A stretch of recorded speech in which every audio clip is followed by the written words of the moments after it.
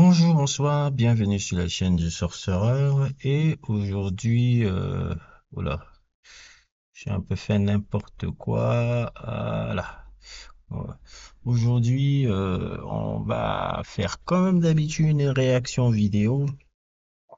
Réaction vidéo un peu sur... alors, on va mettre un peu la lumière quand même, comme vous voyez. Réaction vidéo pour le prochain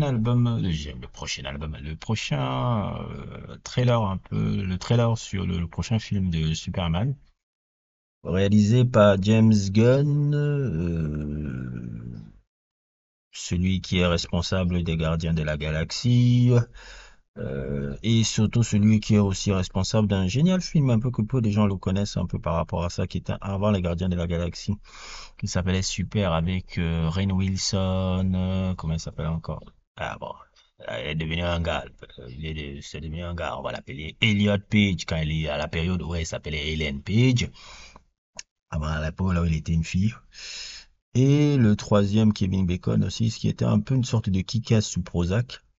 Et il y a d'autres films encore avant que James Gunn a fait. James Gunn qui est un type de réalisateur un peu particulier parce que c'est quelqu'un qui fait beaucoup des films sur les losers, je trouve un peu. C'est-à-dire un peu sur les paumés, les losers, les outsiders. La thématique de ces films tourne toujours autour de ce genre de personnages. Donc je me demande bien ce que lui va nous proposer avec son Superman. C'est pour ça que c'est un peu très paradoxal qu'il s'intéresse à Superman parce que je me dis, ok, toi, tu aimes beaucoup les losers et les fans de Superman en ont marre un peu de voir Superman sous Prozac que Zack Snyder les avait proposé à partir de Man of Steel, qui n'était pas si mauvais, mais qui était Man of Steel était un peu une approche un peu de Superman un peu beaucoup plus réaliste parce que bon c'était tiré du scénario de à la base c'est pas Zack Snyder qui devait le faire, à la base ça devait être Christopher Nolan, mais il n'avait pas le temps. Il avait écrit une partie du scénario et qu'il avait coécrit avec David S. Goyer, je pense, le pitch un peu du film, un Superman qui voit plus comme un alien que Superman un peu. Donc c'était un peu l'approche là. D'ailleurs, même The Man of Steel était produit par Christopher Nolan dans la société de production qui est gérée par sa femme là, c'est Emma Thomas un peu, je pense. Ouais, c'est un copie. C'était ça à l'époque. Et là, ils ont décidé depuis 4 5 ans, c'était depuis 6 ans, je crois que c'était 5 ans, 6 ans qu'ils ont décidé de rebooster tout, que James Gunn un peu reparte un peu à la tête du délire et qu'il essaie un peu de sauver la catastrophe qu'est le DC Movie Universe qu'ils essayent de faire depuis 10 ans, mais qui se vient de tout le temps là. Et là, ça a été cette proposition de Superman un peu qui est particulier.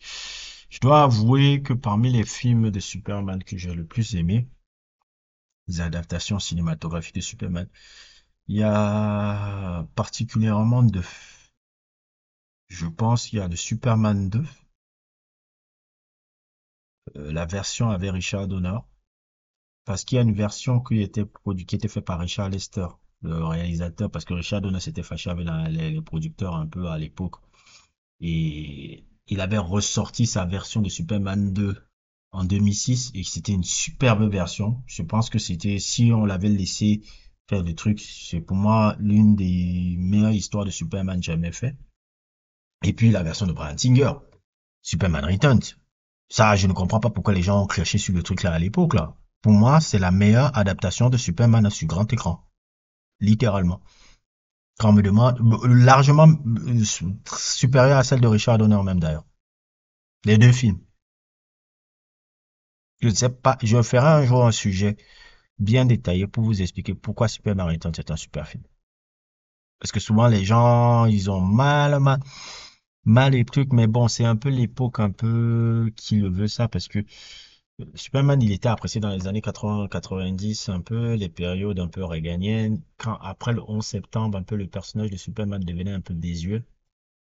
Oui, la tonalité un peu surtout en Amérique, était une tonalité beaucoup plus un peu, après le 11 septembre et les attentats, les trucs, comment dire, la population un peu est beaucoup plus prosaque un peu. Donc c'est pour ça qu'ils ont raisonné avec le personnage de Batman que Christopher Nolan les a fournis. Et c'est là où Batman a supplanté maintenant en termes de popularité Superman. C'est pour ça, les trucs. Faut jamais négliger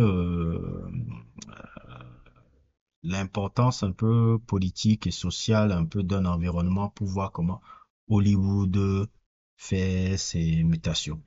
Dans les années 70, quand tu regardes les films qui sortaient dans les années 70, c'était la période du Vietnam. C'est pour ça qu'il y avait beaucoup de films sur la période du Vietnam ou qui faisaient référence à ça. On a les films de Chimino, là, Deer Hunter. Tous les films étaient dépressifs. Les années 80, c'est un peu pour rebooster un peu le patriotisme américain. Des années 70, ça avait l'appel de bien. C'est pour ça que les films sont très patriotes, là. Top Gun, Rocky, etc. Et les Rambo, parce qu'il y a une différence entre le Rambo des années 70 et le Rambo des années 80. Le Rambo 1, c'est dépressif. Le Rambo 2, 3, c'est hyper patriotique. Rambo qui suit sont hyper patriotiques. Et puis, les années 2000, après, post-11 septembre, qui sont tous la peur du terrorisme, la peur du truc. Et c'est ce que, par exemple, The Dark Knight a magnifié un peu parce que le Joker, c'est un peu la peur du terrorisme, un peu derrière ça. Et c'est pour ça que les gens gravitent maintenant sur ce côté sombre, sombre, sombre, sombre là. Ils en avaient même poussé même le délire en voulant même nous faire un Spider-Man son avec les Amazing Spider-Man, si vous vous souvenez bien. Non, c'est pour ça que maintenant Superman a eu du mal un peu à exister. Et ils ont essayé avec The Man of Steel, mais moi je pense toujours que le personnage, il faut pas l'assombrir. Il faut pas essayer de le rendre noir, sombre, truc, ça ne marche pas avec le truc. C'est pas l'essence même du personnage. Le truc. Et il est là pour sa clarté. Donc on va voir le trailer. On va voir le trailer, on va regarder. Mais de toute façon, je suis convaincu qu'il va nous faire un plan avec un Superman sûrement cabossé, le visage felé, euh, truc. Il va nous faire un truc de Superman loser. Parce que James Gunn, c'est sous les losers. Je suis sûr qu'on va voir ça.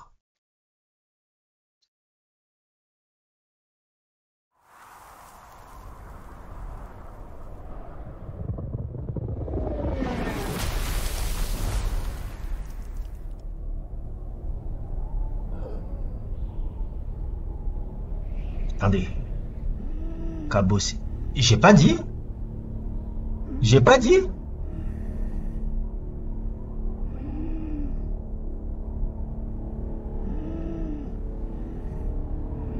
Je vous ai pas dit. Je vous ai pas dit. Je vous l'ai pas dit. Je vous ai pas dit ça. James Gunn, c'est ça.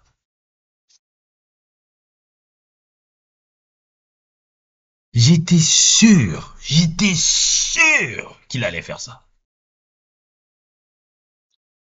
La thématique des films de James Gunn, c'est toujours dans la loose. J'étais convaincu qu'il allait faire un truc comme ça, qu'il allait nous montrer un visage cabossé, quelque chose. Et c'est ça, c'est typique du gars. Ces films, c'est toujours comme ça.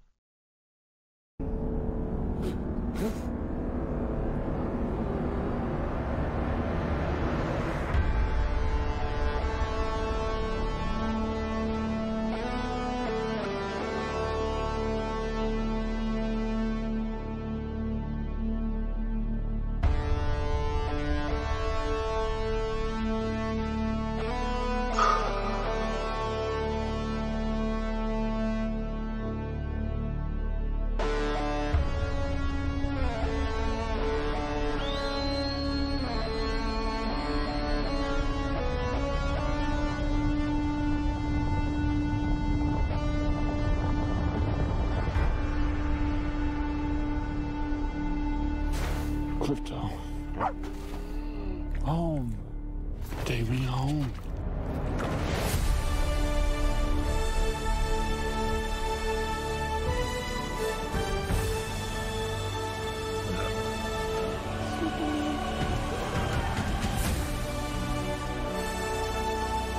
Superman.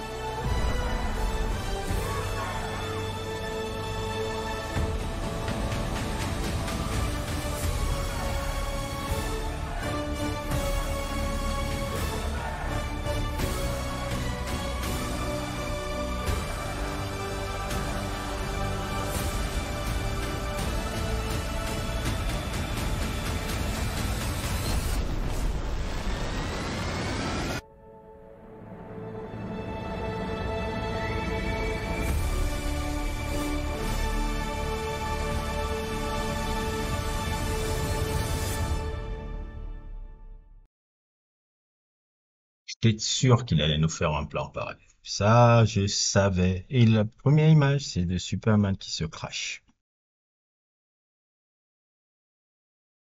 Superman qui se crache et follow la loose et tout. Très, très, très, très. Je vais voir un peu. Hein.